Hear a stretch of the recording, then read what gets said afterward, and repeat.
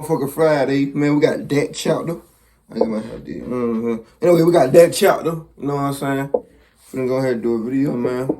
I know the video gonna go through, but it's like, I ain't gonna lie, it's like 9:55 in the morning, so the video gonna be, this is the earliest I did a video in a long time. Like,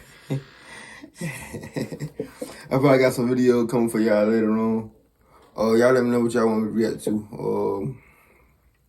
Either I'm gonna do 2 music videos, or I'm gonna do 2. Well, I ain't gonna do 2.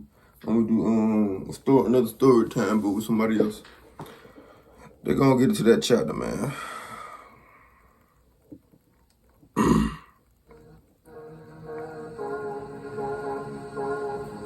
Hey you, and welcome. Hey yo. And in this whole video, what I would like to do with you is to take you on a journey to Logan, Ohio, Pearl of the State. This is a story of summer in March, of rubbing up against in-laws and creating a bit of friction, and of just generally me telling you a story of what happened.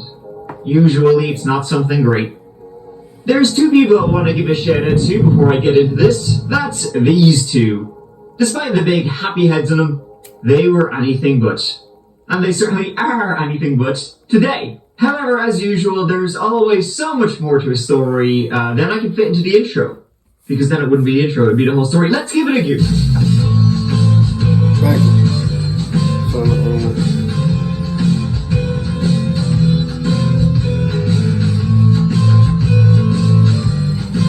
If you were to try dart at Ohio, like, if you got a bullseye, you would be hitting pretty much Logan, Ohio. It's like right smack dab in the middle of the state. It's home to a little over 6,500 people, and not a huge amount else. I mean, it's a fine town, quiet, people seem to like it. The school is good, it's a pleasant place to be. Kind of scraping the bottom of the barrel looking for things to talk about here. I'm not doing a great job of immersing you in the location. It's a small town, I don't know what else to tell you. Although apparently it's a city, allegedly it's a city, we really need to tighten up the definition on that. But in Logan, our story takes us. And it takes us to the Inman family. Oh, I said it right, Inman man. was married to Sandra, had been for nigh on 28 years in 2011. And they were a happy little family, the godly sort, faithful attendees of the Faith Tabernacle, before Bill decided to set out on the preacher life himself. Rather unsuccessfully, he did so when he decided to talk from his garage, and I guess people didn't really like that. God works in mysterious ways. Or you're just shite. But that didn't stop them from being the nice, dependable family next door. You know, your good old next door neighbors. A neighbor with a growing family. 1 year after marrying, in 1984, Bill and Sandra had a baby boy. Will, a baby boy who was, by 2011, all grown up with a wife and kids of his own. He married Summer Cook, now Summer Inman. Much like how his parents met, Will Inman met Summer as a teen at church. The family were close, living next door to each other, and they became even closer when Will and Summer had children of their own. And, hey, the grandparents next door were, more than eager to be involved in their, grandchildren's lives. We started with 1, then 2, then 3. And so, close as they be, and both Bill and Will worked in construction, the entire gang left for Florida in 2006 to find work building hotels or whatever they build in Florida. Coming back to Ohio in 2008, and this time Bill was thinking, well, you know what, I gave the preacher life, the minister life, whatever, a go once before, and you bet your ass I'm going to do it again. He had another go creating Mercy Ranch, his own non-profit, wink wink.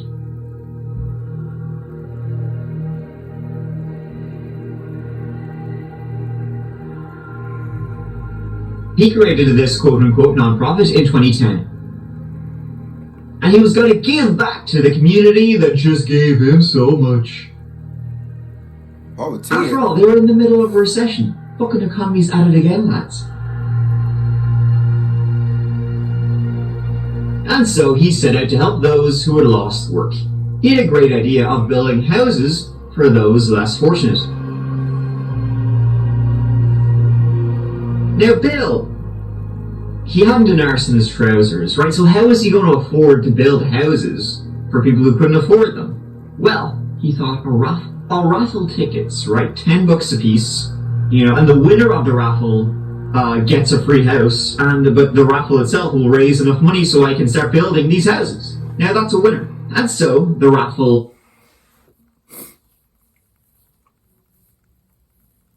Sounds like a fucking scam to me already. You scamming in the church. Took place. That's Jesus' home. Bought tickets, they raised a couple of $100,000, and then shocker, the building fell through.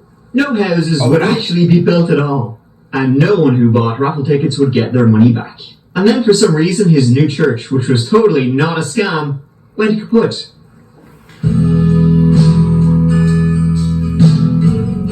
At the same time, Bill and Sandra were watching as their son's marriage also slowly went the same way. Bill and Summer were fighting. They were stressed, they were young. And Summer wanted out. She wanted out of under their thumb. She wanted a life Will couldn't and wouldn't give her. And so she would take it. And taking it meant leaving Will after 6 years of marriage. In June 2010, she filed for divorce and took herself and her 3 kids to live with her parents. Summer kept a diary. She wrote in it intermittently, and in one entry shortly before she left Willie, as she called him, she wrote, "I'm so tired of having to please everyone else, but leaving myself high and dry. Don't I deserve to be happy too? Don't I deserve to fall in love with someone again and feel love from someone again? I think so. I don't know if it's the right time to tell Willie or not. I feel bad not telling him because I think he deserves to know the truth and to know that I don't want to be with him right now. I want to be alone for a while and find out who I am again. I'm just some slave that runs around and does what she's told. I love my kids with all my heart, and I wouldn't trade them for anything, but I don't want them to grow up remembering their mom as someone that just did as she was told. I just don't know how Willie will react to all this. I don't know if he will get mad and try to take the kids and run, if he will threaten to hurt me, or worse yet, actually do it. All I want to do all day is cry and sleep. I just don't know how to get out of this situation and have it end well. Maybe by the next time I write, I'll have figured it out." They split custody to start with. She wanted her kids to know the Inman side of the family. It'd only be fair to them. And at the same time, she was free herself. Oh, what the fuck? Hold on a minute. She got herself a job working as a janitor at a bank, Century National Bank, in... What the fuck she mean she ain't want to tell him the truth? She might cheat. We ain't finna go past that like he ain't just say that. Fuck. Booming downtown Logan. She's planning on going back to school, and she started looking for new love. And she found it with a new man, Adam Peters. He'd moved, the work followed the work, as they say, from town to town. And eventually he actually ended up in Logan working for Bill. Bill had hired him to do some kind of odd jobs around the house, and that's where he bumped into Summer and then started, bumping Summer. Bill and Will, ex-husband, and that Chuck to that shit 100% on that at all. Just how unkeen Summer would find out in March 2011. Snap your W-2 and file Fed and State. Simple tax returns only. I ain't did my taxes yet, bitch. Well, for what you talking about? 911, what is your emergency?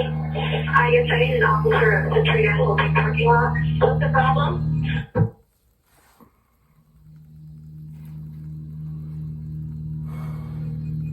911, what is your emergency?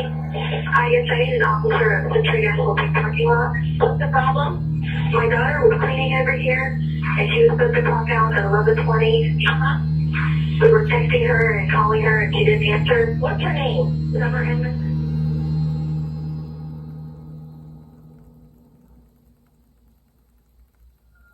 At 11:30 in the PM on the 22nd of March, a 911 call was made to the Logan Police Department. See, Summer left her work right on schedule. Tick-tock every day, 11 PM, cleaning up the place after it closed for the day. And this day, she was texting her boyfriend, Adam, when she suddenly stopped and she didn't come home. He went over to her work to see what's up and where she is, maybe her phone died. At work, The last thing she did on her way out was empty the bins. And outside, in that alleyway, Adam saw Summer's items. Damn. Her phone battery, her keys, her iPod, on the ground beside the dumpster. He called her parents, who called the police. My name is Michael Cook, and I'm calling about my daughter, Summer Inman. She works at the Century National Bank. We found her iPod and her jacket, but she's nowhere to be found. The police arrived, and they received reports of an abduction that had taken place like 30 minutes before. 2 men in ski masks had grabbed the woman in that alleyway and forced her screaming into the back of a car. One passerby even tried to intervene with the kidnapping, and he got pepper sprayed for his trouble. The only thing the witnesses could say was that she was taken in a white Crown Victoria, a cop car. Like most cop cars, the back doors are locked. This mother of 3, described by friends as kind, light-hearted, with a constant smile, remains nowhere to be. I ain't out for you, Cole. She didn't do shit to get kidnapped. So why the fuck is she getting kidnapped? Well, no, I take that back. You can still get kidnapped and you did shit. But, you know what I'm saying? What the fuck is that she holding? I don't know what that is she holding. Like I say, y'all female keep y'all some shit on y'all. That take me back to what I was saying. Y'all female keep shit. Summer Inman was last seen on Tuesday by witnesses who watched her kidnapping outside of a Logan Who bank. watched? 3 days Wow. later, the hope that she'll be found alive is I being moved to a whole tested. different The city. more time that passes, it doesn't look good. But I'm hoping for the best. The investigation began, and the Inmans were immediately in the spotlight. And it turned out that the Inmans weren't quite as nice, shockingly, as everyone thought. As 2010 came to a close, the church went nowhere, and Bill was losing his house. His son's marriage was moribund, and Summer got a real taste of that when she started seeing Adam, and had to deal with the Inmans. Deal with the Inmans as now an outsider. In December, the Inmans were being evicted, and Summer, who had moved back in with her parents, had come back to pick up some items. Things got aggressive, and the police arrived. And when Adam arrived, things got even worse. Bill started shouting at Adam, and even motioned as if he was going in for his gun. And then Bill fought the police, and the law won. Damn, that actually footage. This wasn't the only time the Inmans had gotten physical with either Summer or Adam. Especially when Summer posted this picture of Adam and her with the kids. I guess Will thought Adam was the new daddy in town and wasn't best pleased. Oh shit. Bill and Will were both domineering men. Pricks, you might call them. After one argument between Will and Summer, Will rounded up all of Summer's cats, threw them in the back of his car, and then drove off. When he returned, the cats were nowhere to be seen. Will said to Summer she will never see them again, and said he had thrown them. He had fucked them out of the window. Completely normal behavior if you're a psycho. And as I said, Will was a godly man in the worst way possible. Whenever he wanted something, he would just point at the Bible. Sex, dinner on the table, housekeeping. Check out what the good book says, darling. Summer going out of the house by herself? Not on his watch. And if she did go out of the house by herself, on an errand, when she was living with the Inmans, Will, Bill, and Sandra would keep tab. They would keep a timer on her when she left, as in timing her to see how long it took her. It was less that the 4 of them lived beside each other and got on so well, and more like the... Bitch. I gotta do all that. You can still where the fuck you at. I ain't finna put no time on nobody. Humans were a little cult or something. Will had told Summer 3 kids was not enough. He wanted 12. And, get this, he also wanted a second wife. I ain't even got 1 kid. He was a regular on polygamy websites, and Summer, well, she was already halfway out the door when he came out with that gem, so that gave her a little push. And even though this footage exists, when the police went to speak with the Inmans about Summer's kidnapping, they were like, what are you on about? It's all good, no, what are you yammering on about? Fights, we never fought. We loved each other, we're a happy little family. You know, if anybody's telling you otherwise, they're telling stories. The Inmans had also filed false child abuse allegations against Adam. You know, whole acrimonious bullshit. So they weren't really fooling anybody by saying things were great and they had nothing against Summer. And more importantly, Will said he wasn't in town when the kidnapping happened.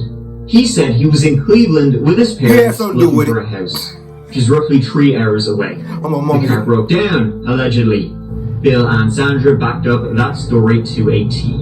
The police kept options open, even looking into that raffle scam in case Summer had been kidnapped in retaliation. Nothing there.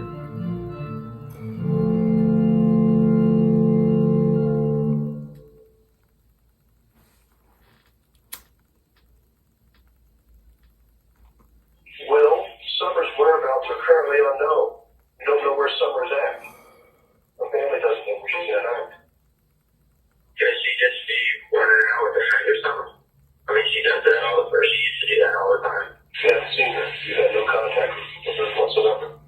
Last time I saw her, I believe, was Thursday morning when I returned the kids. And you were not in Cleveland area last night? No, sir. I was actually up in Cleveland, broke down. In the weeks before the kidnapping, there had been some court dates the police found out, and the judge had denied Will custody of the children, so things were getting progressively worse. Till this. And when the police showed up at the Inmans, in the drive was a white Crown Victoria, exactly like the car witnesses said Summer had been taken in. The house was then searched. In the house, a GPS was found, and it didn't take the police to Cleveland. They stayed right in Logan. The police, they had to do a double take, because the Cleveland story was just so believable. It showed that they were in town at 5:30, and then the GPS was turned off. The following morning it was turned back on, and they drove to a car wash and thoroughly cleaned the car. The 3 Inmans, Bill, Sandra, and Will, were arrested. Bill and Will didn't say a thing. Sandra, though, she was a little bit easier to crack. And with the help of a sweet little plea deal, she said, "Yes, Daddy, I'll tell you whatever you want to know."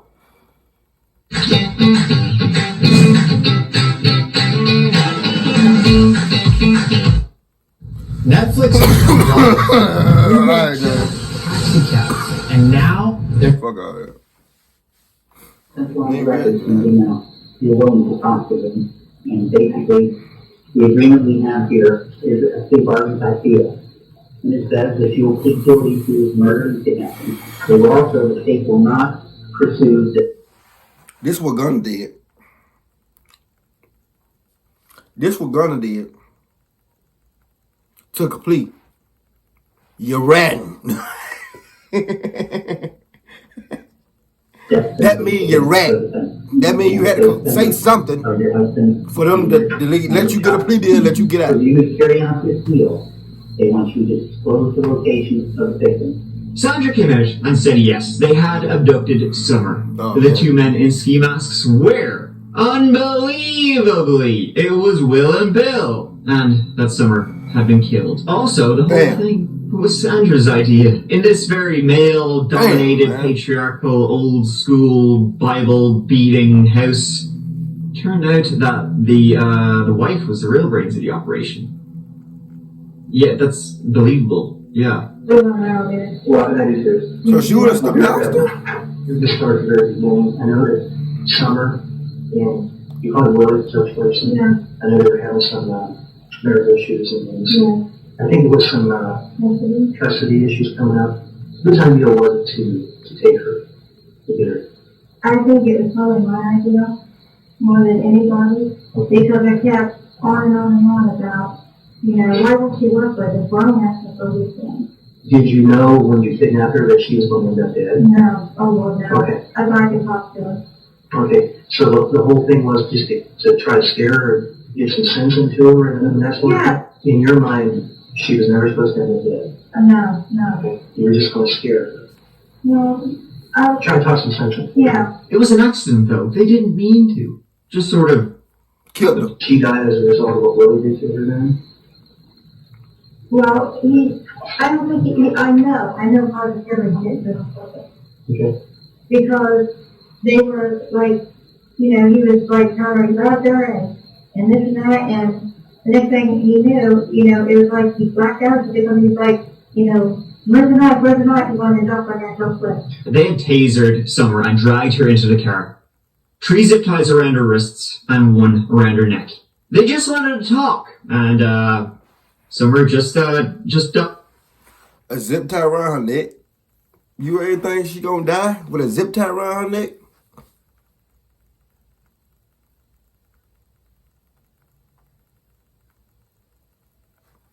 Man, crazy. They tried to cut the zip tie off her neck, but they lost the knife. Why did he put that on her neck?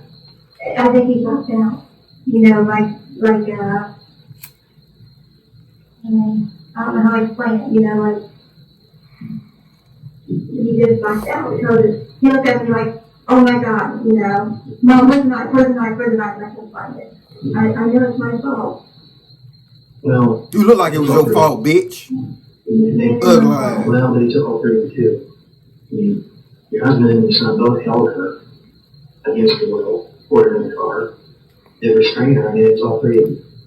It may have been your idea to begin with, but they were trying to. Anything else happened to her?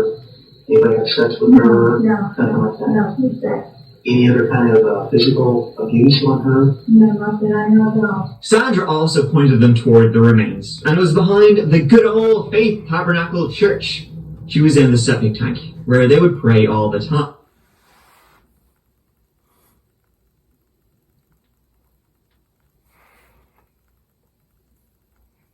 I ain't even gotta say nothing. Behind the church? It's crazy. I ain't gonna lie.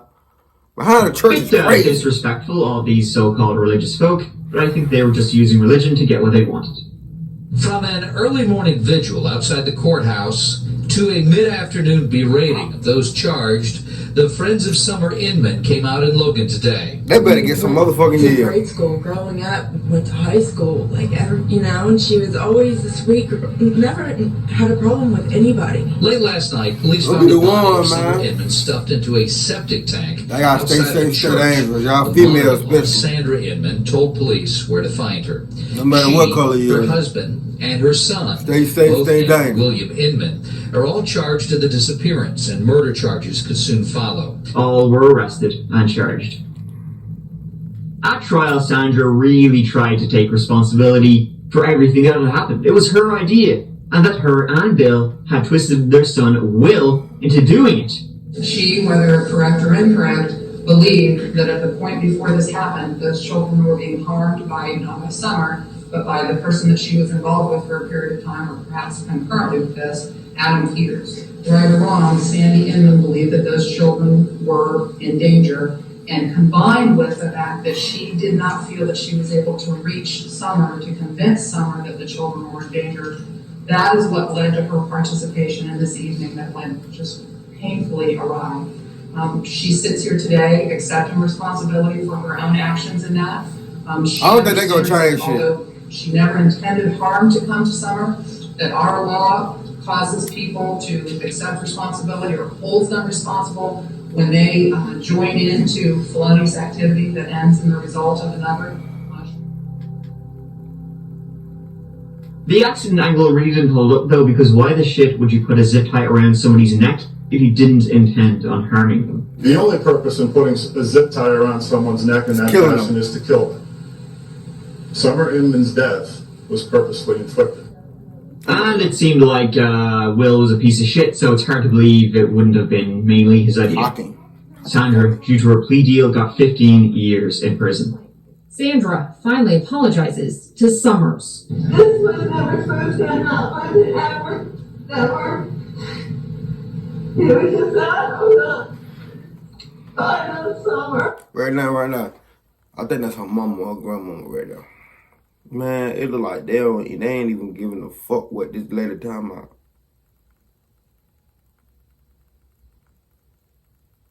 Some people forgive, but they don't never forget. I would have waited on your ass to get out of jail. You would have been got in jail. fuck with me. Yeah. Both Bill and Will got life without parole. Damn. A tragic story of Summer who just wanted to, escape an extremely abusive, controlling family and just get her life back. And they weren't going to let that happen. If they couldn't have her and the kids, well, no one could. Scary shit. Scary shit from an effed up family who were so involved with each other. There was no separation. Separation, not in this house. Boundaries, get out. Now, Sandra was really ready to take the credit for the kidnapping, but no one really believes that. It very much was certainly not her idea. It didn't seem like their style. Bill and Will were the dominating ones. Any idea, even remotely like what happened, would have come from the gruesome twosome. Sandra was probably just trying to minimize any involvement from her husband and her son. Didn't help much, and shouldn't help much. At all, bitch. Man, that was another death chapter. Man, this one was crazy, dude. This is the most crazy death chapter I reacted to. I ain't gonna lie. They buried the body behind the church. Is crazy. You gotta be a bold motherfucker to do some shit like that. Bold. Anyway, man, give me a thumbs up, like, subscribe. See y'all motherfuckers on that video. I'm gonna put a poll up after I get done with this video. See what y'all want me to react to. In about 4-5 or 4-4, I'm gonna see. I'm gonna go ahead and react to it. You know what I'm saying? That being said, see y'all motherfuckers on that video. Let's ride then.